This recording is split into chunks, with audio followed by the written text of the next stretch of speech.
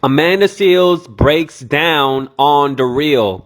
Hi, welcome to D0WN. If you're new to my channel, please click subscribe and click the bell button so you'll be the first to know when I upload. Watch this right here and I'll come back with some more. Was taped a week ago. We were getting ready to start the show off with some girl chat when Amanda saw the horrifying video of Ahmaud Arbery being mercilessly killed while on a jog. The video was just beginning to circulate, so many of us had not seen it yet. This is what was said. Happy Tuesday, ladies. How are you? Happy Tuesday. Happy Tuesday. I'm not good. What's What's wrong? wrong, Amanda? What's wrong? What's wrong, Amanda? Wait. What happened? What's wrong? By the time this airs, I hope something has been done. But I just saw the video of the 25-year-old young man, Ahmaud Arbery, in Georgia. And they have video of him being gunned down by these two white men with guns who felt that he was running in their neighborhood and they needed to go take him out. And they have video of it. They have video of them taking this young man's life. And he's literally just jogging through the neighborhood and they cut him off with their truck.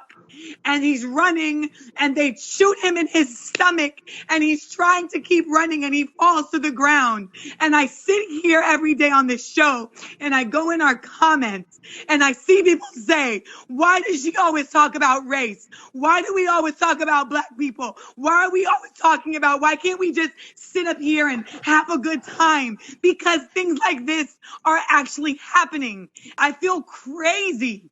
I feel crazy right now. And we're going to sit here and do a show right now. And I just saw the most horrific thing I think I may have ever seen in my life.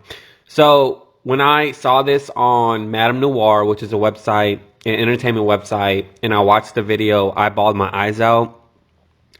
This video is actually not posted on YouTube, so I'm assuming The Real doesn't want to be The Real and post something controversial due to YouTube just wanting it to be a positive environment. But you guys, like, I cried. Like, I bawled my eyes out, and this is really when the situation first came about, when it first hit the news. You know, for those of you who don't know, like, this whole situation with Ahmaud Arbery happened in February, and it's just now seeing the light of the news due to social media. So social media could definitely be a blessing and a curse. But my question is, let's say this was 15 years ago and we had no social media and this situation happened. I put my money down that it would have been brushed under the rug. The guy who supposedly shot Ahmaud Arbery was a detective, and if I'm not mistaken, there's 3 attorneys who dropped out the case because they knew the detective and it would have posed a conflict of interest. And there is something about being black and being in a neighborhood, walking around, whether it's daylight, whether it's nighttime, going to a construction zone, checking out a house, and there's just something about being African American. There's something about being an African American male, just being in a house that's not being supervised or not being available to a tenant, just a construction zone where you're just curious and you just go around.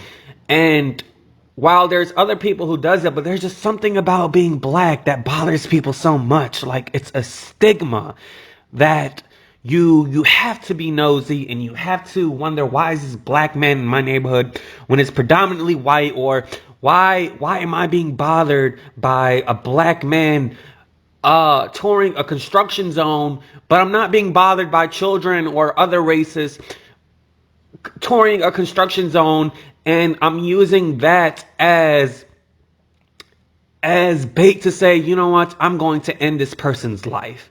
You know what, there's been a burglary going around in this neighborhood, and I'm going to end this person's life, which is not a justification, because really, the last crime that was seen in that neighborhood was 7 weeks prior to this whole situation happening. So that explanation and that reasoning for the son and the father who end this man's life is not a justification for what they did.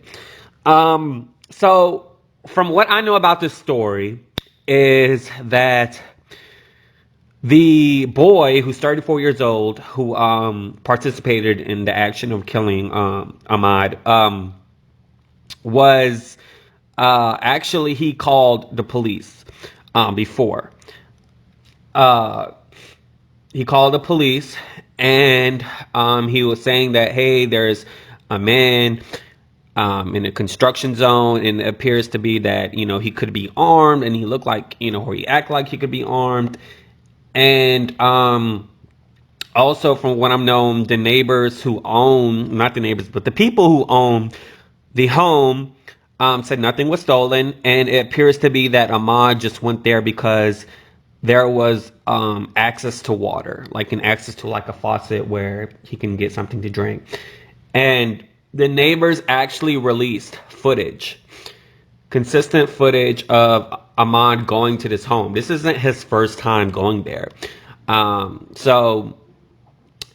the neighbors, I'm saying the neighbors, the people who own the home basically said that, you know, nothing was ever stolen, and, you know, Ahmad never took anything, and so on and so forth. But what also really bothers me about this case is this detective, there's a photo out there, right? There's a photo out there of the governor of Georgia, Governor Kemp, and the former detective, this guy, Gregory, whatever the hell his name is.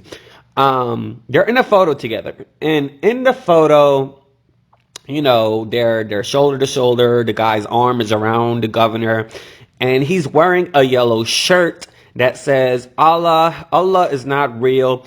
And then there's something below the shirt, and I wish I can see the whole thing, but it says Muhammad and yada yada yada.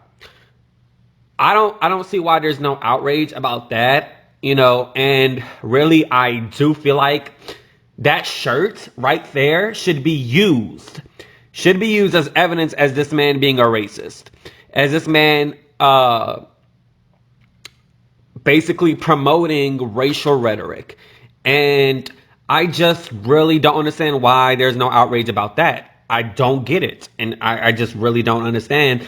And his defense attorney with the long ponytail is pissing me off, because, like, y'all, this is why I can't watch these cases. I get pissed off. Like, these, I don't understand how you can be a defense attorney. Well, actually, I can, because the man is obviously white. I'm sure he's a racist also, because you can't be a defense attorney for this case and try to defend this case without being a racist, right? I mean, that's just point blank, period.